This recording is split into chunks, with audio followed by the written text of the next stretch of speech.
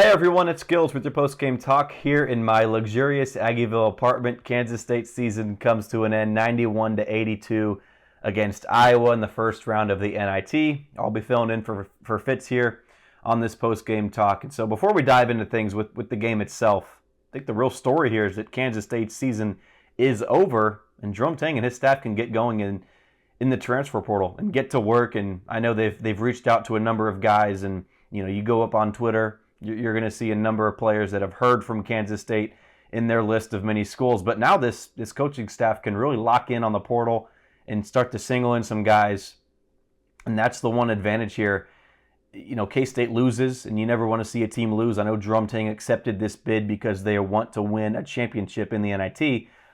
But, the glass half full approach of losing is now that K-State can really start to hammer home the transfer portal. If you're still playing right now, regardless of if that's in the NIT or the NCAA, if you're still playing basketball, you've got other things on your mind than strictly looking at that portal.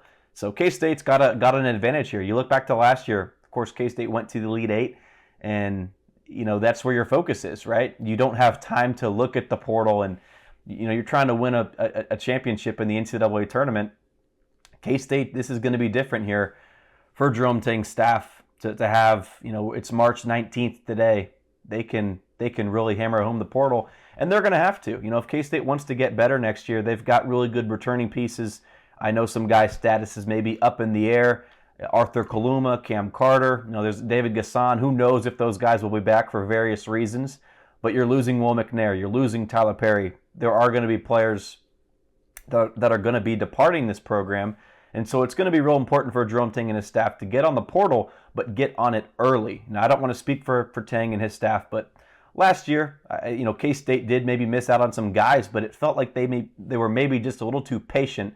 I would love to see this staff be assertive, be aggressive early on here, and take advantage of this opportunity that you have, that you're not playing basketball, and really start to build those relationships, if not further develop those relationships that you already have with some of those guys that are out there in the portal. And of course, they're those guys, if you're on an NCAA tournament team, obviously you're not in the portal yet. So the names are going to continue to just flood in. Thousands of players are going to be available for Jerome Tang and his staff to look at. But the one thing that, what you can do to improve next year's roster, right? There's two things.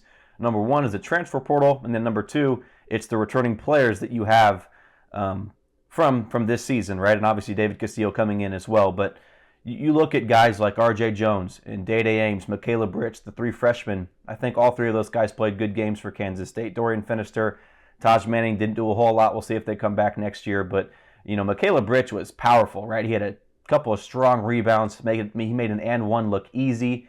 And you look back to Kansas City at the time, it looked like Day Ames had the best game of his career against Texas. And quite honestly, he, in terms of his points scored, 16 points was a career high for Day Ames against Iowa. He came alive in the second half. He did well with facilitating the offense for Kansas State.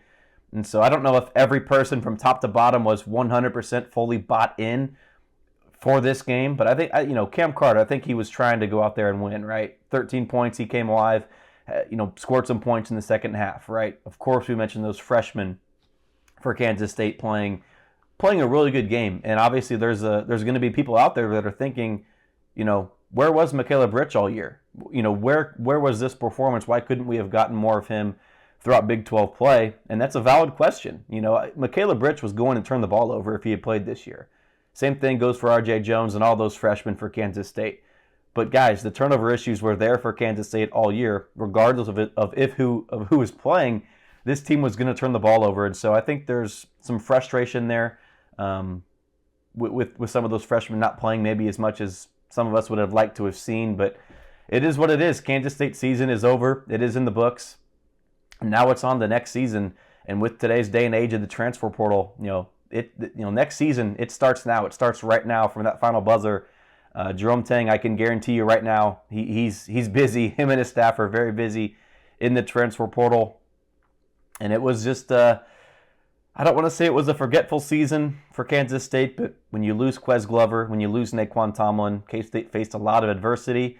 Tip of the cap goes off to this team for fighting through it, but at the end of the day, there was just a couple of cards that were not dealt K-State's way. and it's a first-round exit in the NIT. 91-82 against Iowa.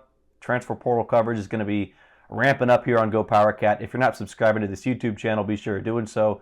Hit like, hit subscribe. It makes Fitz very happy. It makes me happy as well, too. So that'll be a wrap here from the 2023-24 season. Feels like just yesterday that we were out in Vegas covering Kansas State's game against USC. But here we are. The season's over, and now it's off to the transfer portal for Jerome Tang and his staff.